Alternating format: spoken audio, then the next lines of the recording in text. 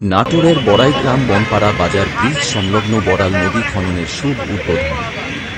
Shahabul Alam staff রিপোর্টারের প্রতিবেদন।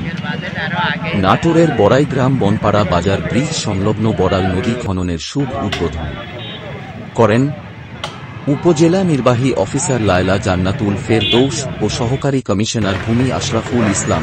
এ সময় আরও সাথে ছিলেন বড়াইগ্রাম থানা বিএনপির যুগ্ম আহ্বায়ক আব্দুস সালাম মোল্লা ও বনপাড়া পৌর বিএনপির আহ্বায়ক আলহাজ্জ অধ্যাপক এম এ লুৎফর রহমান ও বড়াইগ্রাম থানা বিএনপির সাবেক দপ্তর সম্পাদক আসাদ মোল্লা ও আরও অনেক নেতা কর্মী উপস্থিত ছিলেন।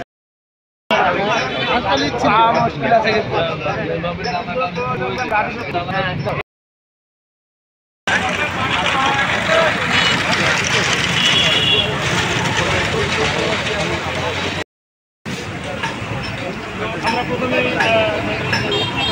পবিত্র কোরআন থেকে তেলাওয়াত আলহামদুলিল্লাহ ভালো